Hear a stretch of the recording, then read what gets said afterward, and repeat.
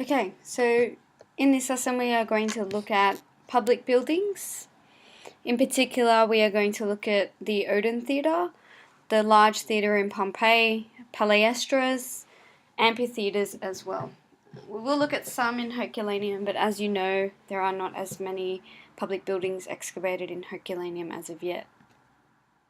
Firstly, so Pompeii's the large theatre. So sort of what it looks like. Okay, so towards the end of the Samnite era, in the 2nd century BC, there was a trend in Pompeii of promoting Greek culture and Greek lifestyle. This was evident in the construction of the large theatre. The site for the large theatre was a slope, which enabled the architects to shape the theatre as a Greek structure, with the seating inserted into the slope, except for the upper levels, which are supported by brickwork. It was restored later at the expense of freedman Marcus Arturius Primus. Two inscriptions identify his work. Although the theatre was designed as an open-air structure, it had a capacity for an awning if needed. There was a porticoed space in the background. This is where the theatre goers walked during intermission, and the building was also used as a gladiator barracks at the time of the eruption. This large theatre probably held around 5,000 people, so definitely not as big as your amphitheatre.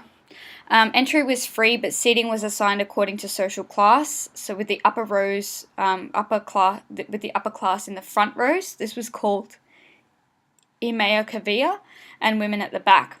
The magistrates who financed public performances sat on raised platforms above the stage, an area reached by separate staircases only. Mosaics depicting actors preparing for drama performances have been found in private houses, as well as actors' masks related to Greek and Roman comedies and tragedies. The performance of tragedies, comedies, and farces took place in the large theatre as part of religious festivities, or just to celebrate an achievement, as the dedication of a monument.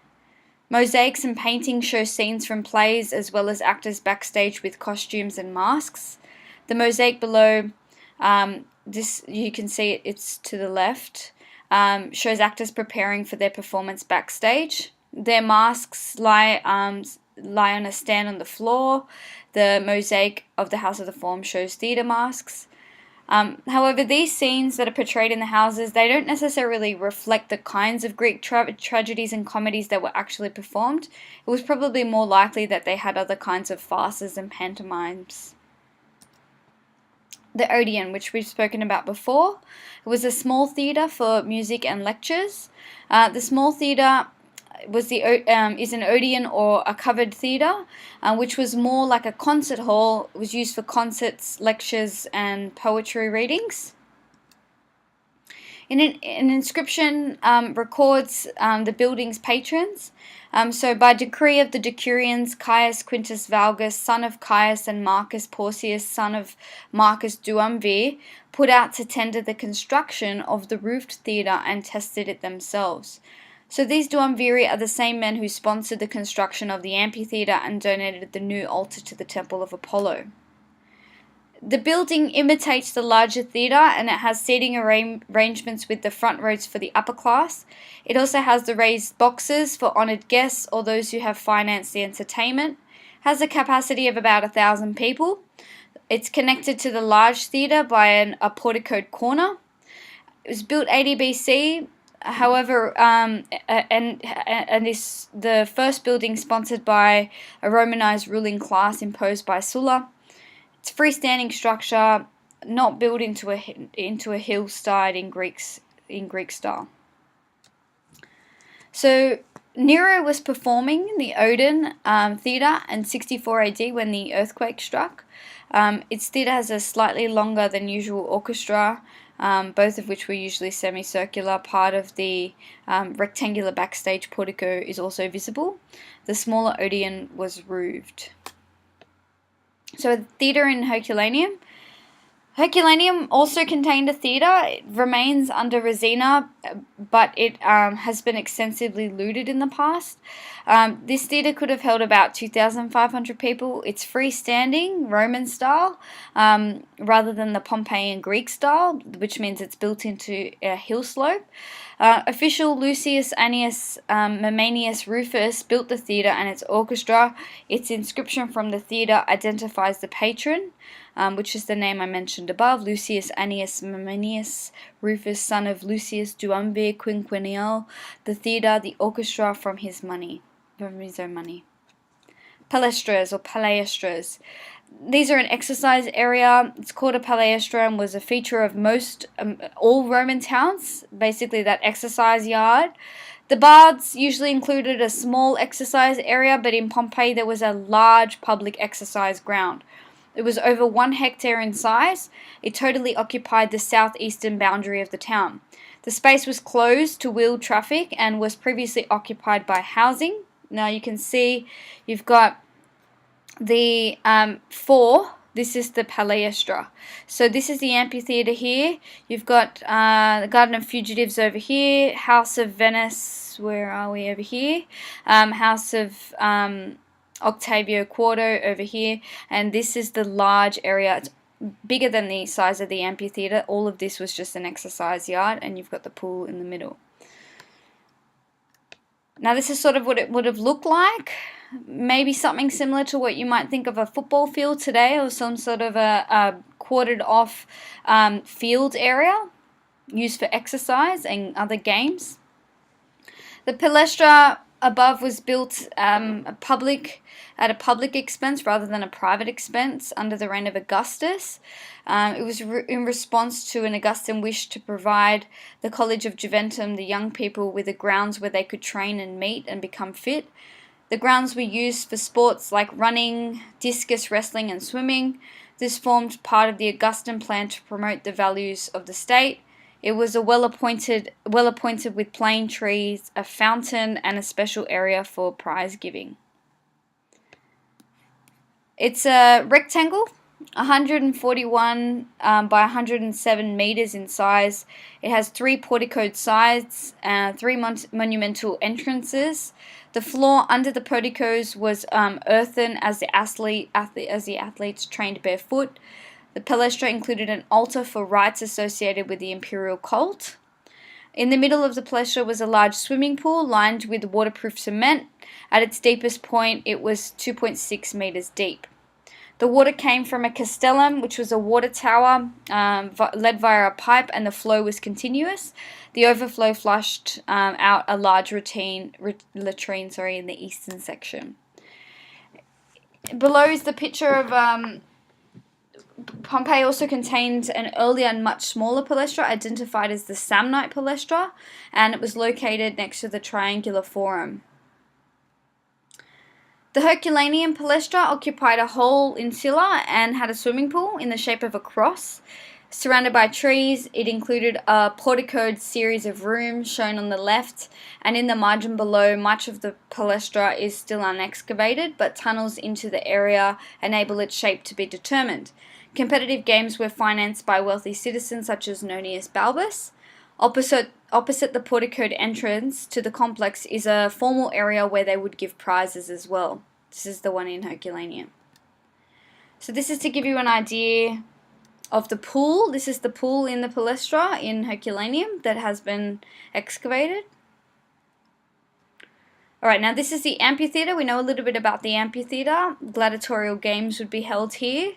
It's in Pompeii. It would be obviously the amphitheatre is the only amphitheatre for the entire region of Campania. It could seat about 20,000 people. This is a view from inside the amphitheatre. So the most popular forms of entertainment, the blood sports, they were held in the amphitheatre. It's the largest building in Pompeii. It sat between 13,000 to 20,000 people, so you could pretty much fit all of the Pompeii's population into the amphitheatre at once if you really wanted to. Local magistrates had already begun to give gladiatorial and beast shows in the municipalities of Italy under the Republic. All major cities of the West acquired amphitheatres, but remember, it was only one per region. Putting on the shows was expected of the magistracies in the politics. Politicians increased their public standings by holding these various events and shows, and it would increase their chances of being voted in. So because of that, aediles were frequent financiers of these spectacles. The Pompeian Amphitheatre is the oldest known building designed for gladiatorial games. It was built around 70 BC by two officials at their own expense. The two Quinquenel, Duumvir, Valgus, and Q. Valgus and Ambrosius identified the two Travertine inscriptions, found in the corridor in the lowest tier of the steps. The southeast corner of the town was a suitable site close to two main town gates. The Pompeian Amphitheatre was an oval area with 35 rows of seats. Its exterior consists of two tiers of arches with a large circular walkway between the two tiers. Access to the theatre was up a massive double flight of stairs, supported by six arches. AD 59, we know that there was a riot. Spectators from Pompeii and Nuceria fought each other, and because of it, Emperor Nero banned games for 10 years. The brawl is in the picture, and in the background, the walls and the towers of Pompeii. In the center is the arena, and around the outer walls of the amphitheatre, the brawl is spreading. The arena was well patronized since numerous public holidays in the Roman calendar. So a lot of festivals went around the Roman calendar. The interior of the arena consisted of a large oval arena ground surrounded by 35 rows of seats, divided into three concentric rows called the lower, middle, and top terrace, and each separated from the other by a parapet. In addition, the auditorium was divided into segments, and inscriptions naming the magistrates who donated the seats at their own expense appeared on the parapet of the arena alongside the wedges. Lower seats were reserved for the elite. So this is sort of give you an idea of those separations and the seating. The rows of 35 seats divided into different sections. The arena can be shaded in the eastern terraces by a velarium, and on the western side by canopies, which could be attached to poles. They could be put up and removed if need be. Reliefs, inscriptions, mosaics, and wall paintings from Rome and objects from Pompeii provide information about different kinds of blood sports that were performed in the amphitheatre. These included gladiators pitted against other gladiators, gladiators against wild animals imported from distant parts of the empire, wild animals against domestic animals, and criminals against wild animals. All of these things would be a part of those kind of gladiator sports and other kind of animal-related sports. There were barracks for gladiators, the theatre, which is the theatre quadrangle. We have remains of at least 60 killed in the eruption, which have been identified. We also have found the remains of a woman who's wearing very expensive jewelry who died with the gladiators. Possibly she was taking shelter rather than being a prostitute. It's dramatized in the Last Day BBC documentary. Equipment used by the gladiators was also found in or near the barracks. Originally, a small Samnite Palaestra was near the theatre. It include greaves, helmets, and daggers, so we have some of their equipment left. Troupes of gladiators were maintained by sponsors, so also paid for by other people who maybe wanted to increase their rankings. Gladiatorial troupe of Aulus Sudius Certus will fight at Pompeii on 31st of May. There'll be a hunt and awnings. Good luck to all Neronian games. Alright, that's all. So just to recap, we had a look at some of the different public buildings. Specifically in this video, we looked at the large theatre, the Odeon Theatre, the Amphitheatre, and the Palaestra, including some of the other theatres public buildings that belong to Herculaneum, even if we don't have as much evidence about them. Thank you.